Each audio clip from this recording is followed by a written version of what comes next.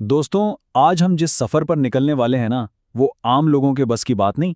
तसव्वुर करें, इस करदू के खूबसूरत पहाड़ों के बीच मसरूर रॉक की चोटी तक अकेले जाना। ये सिर्फ एक हाइक नहीं है, बल्कि अपने आज़्म और हिम्मत का आखिरी हद तक इम्तिहान है। तो चलिए, एक अकेले हाइकर के नज़रिए से इस इंतहाई मुश्किल लेकिन पुरजोश मुहिम को करीब से समझते हैं।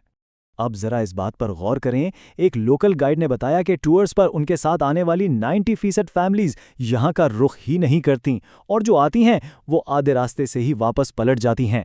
मतलब सोचने वाली बात है ना। इससे ही अंदाजा हो जाता है कि इस रास्ते पर चलने के लिए किस कदर जहनी और जिस्मानी मजबूती चाहिए। ये कोई आम पार्क की चहलकदमी बिल्कुल नहीं है। यहाँ इस करदू में आपको दो बिल्कुल मुख्तलिफ दुनियाएं मिलेंगी।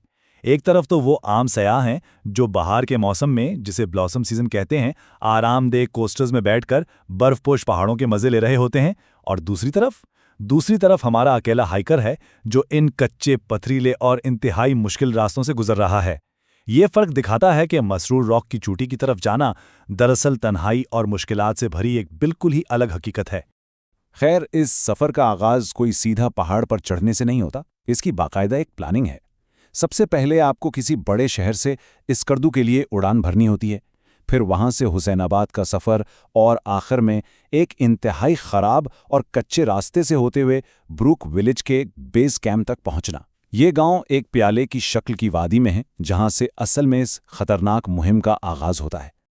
लेकिन ठहरिए, इस वीराने में कदम रखने से पहले कुछ तैयारियां ऐसी हैं जिन पर समझौता हो ही नहीं सकता। मसलन, चढ़ाई शुरू करने से पहले एक मकामी गाइड का होना इंतहाई ज़रूरी है, जिसकी फीस तकरीबन 5,000 रुपए है। और इससे भी अहम बात, पानी।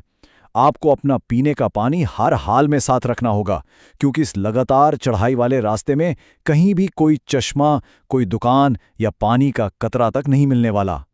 12,250, 12,250, ये सिर्फ एक नंबर नहीं है, ये इस चोटी की असली और डरावनी बुलंदी है। जरा सोचिए, जब एक हाइकर ब्रुक विलेज से निकलता है तो वो करीबन 6,500 फीट पर होता है, और वहां से इस 12,250 फीट तक का सफर उसे सिर्फ चंद घंटों में तय करना होता है।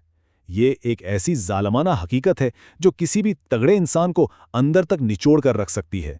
इस बेपनाह जिस्मानी थकावट का अंदाज़ा लगाना मुश्किल है, लेकिन सोर्स में जिस तरह से बयान किया गया है ना, सुनकर ही जिसमें डर महसूस होता है।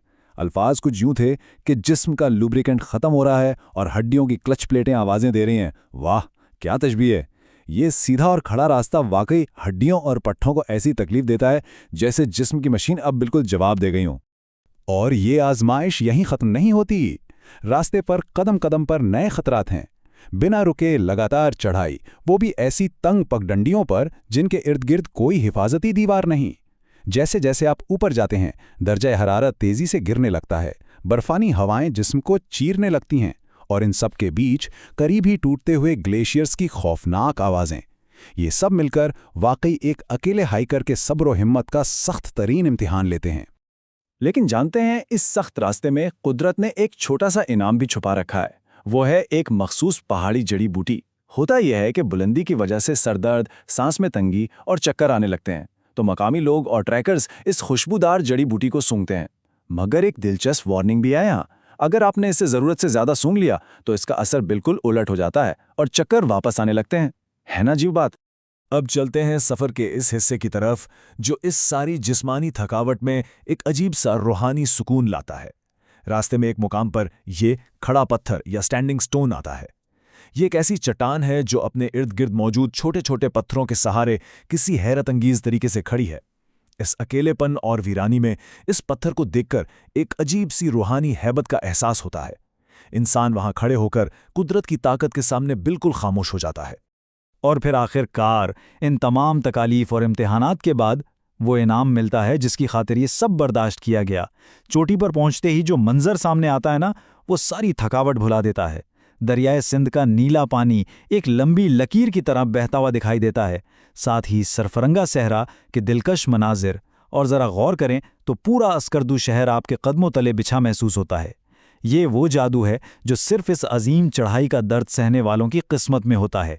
लेकिन दोस्तों, पहाड़ों के मौसम का कोई एतबार नहीं। देखिए कैसे मौसम अचानक पूरा खेल बदल देता है।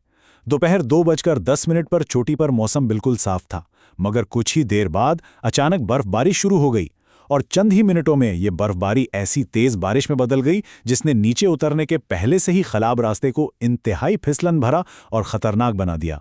फिर भी अपनी जान पर खेलकर और थकावट से चोर होकर शाम 5 बजे आखिरकार कैंप 1 पर बहिफाजत वापसी होती है। तो इस लगातार और थका देने वाले सफर का खुलासा क्या निकला? पूरे 5 घंटे की मुसलसल चढ़ाई और उतराई जिसने जिस्म की एक एक हड्डी को हिलाकर रख दिया। जिस्मानी तौर पर बंदा मुकम्मल निढाल हो जाता है, ठीक है ना, लेकिन जहनी और जज्बाती तौर पर वो एक फाते बनकर लौटता है। ऐसी शदीद जिस्मानी अजियत से गुजरकर जब कोई इन मनाजिर को देखता है तो वो तकलीफ उम्र भर के लिए एक खूबसूरत याद बन जाती है। आज की इस गुफ्तगू को हम एक बहुत ही अहम और सोचने पर मजबूर करने वाले सवाल पर ख़त्म करते हैं। मसरूर रॉक को तो फतह कर लिया गया, मंजिल मिल गई, लेकिन मुकामी गाइड बताता है कि यहीं करीब एक और पहाड़ है जिसे फ्रेंड्स थ्योरम कहा जाता है।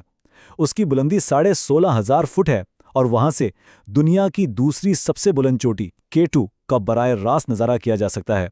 ये सच में हमें यह सोचने पर मजबूर करता है कि इससे बड़े पहाड़ों की फतह और K2 जैसे अजीम मनाजिर को अपनी आंखों से देखने के लिए क्या ऐसी अजीम जिस्मानी तकलीफ और शदीद दर्द से दोबारा गुजरना वाकई इस काबिल है? इसका फैसला हम इसी अकेले हाइकर पर छोड़ देते हैं। सफ़र और जुस्तजू का यह सिलसिला यूं ही चलता रहेगा। अपना बहुत ख्याल रखिएगा। खुदा हाफिज।